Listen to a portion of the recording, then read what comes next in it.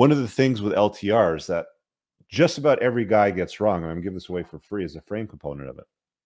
And like, our friend here that was in a 3-year LTR with the nurse, and they're traveling around, the traveling nurses sort of things.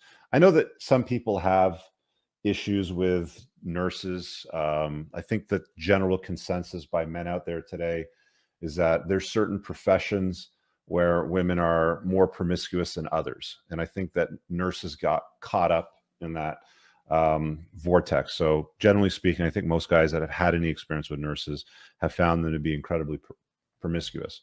They're also around very successful, wealthy doctors too, a lot. Now, not all doctors are alpha males. A lot of them are goofs, but they do get a lot of exposure to a ton of different people, because of the work that they do. But frame is something that you can control from the get-go. So he ran into the problem where she loses the weight, and then she does oh, I'm a diamond, so you have to shine on a diamond and the light has to come on it. And the only way you can do that is if you have a public Instagram and take, provocative photographs. That's like at year 3. You get to that part at year 3. At year 1, when you start dating a chick, like as soon as a chick's like, hey, Rich, I dig your vibe. Where do we stand? We've been seeing each other for a while. I want to claim you. I don't want anybody else to have you. Can we be exclusive? Blah, blah, blah.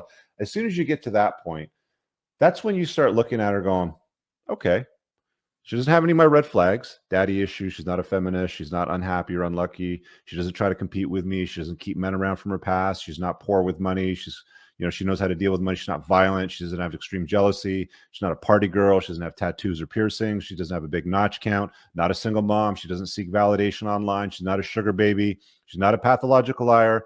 Doesn't have baby rabies. Doesn't throw hissy fits. I'm in full control of the birth control. She's not a drama queen, and she doesn't have an addictive personality. That's when I would be like, okay, she doesn't have any of those things, or maybe there's one thing there or two things there. That's when you bring it up and you're like, let's pick one here off the list. Number 13, seeking validation. I like you too, but I noticed that you have your Instagram public, and it looks like you're posting, relatively provocative photographs of yourself to the public. I like you too, but I don't date women that do that, right? Like I just can't take you seriously, right?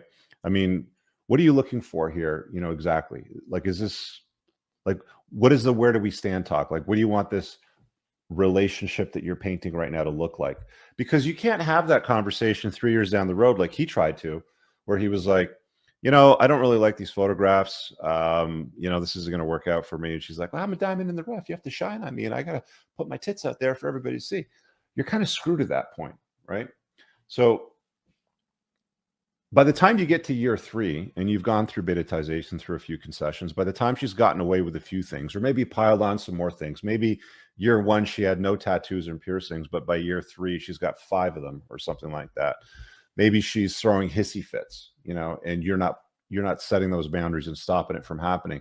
That's what frame is. And that's not explained enough. And I'm going to explain it in in-depth detail in that course material when I put it out. But that's an incredibly important part of that entire equation.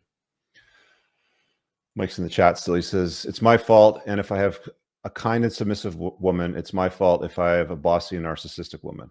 Absolutely right. I'm keeping myself busy and focused. I'm documenting this whole process on my newly created YouTube. Mike Tyson, I'm going to change it eventually to World is Yours. Thanks, Rich.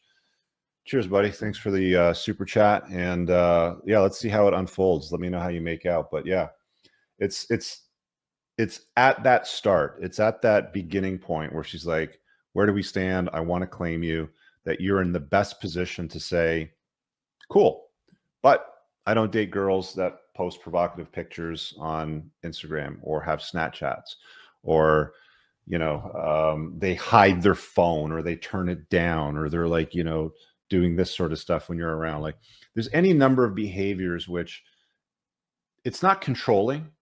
It's just setting healthy boundaries, right? Like, I don't park my McLaren next to a piece of shit rusted ass truck in a big parking lot when I can park it over there away from something that's going to hit it, right? It's just being in, and I lock it when I walk away from it. I don't leave it unlocked and throw the key on the seat.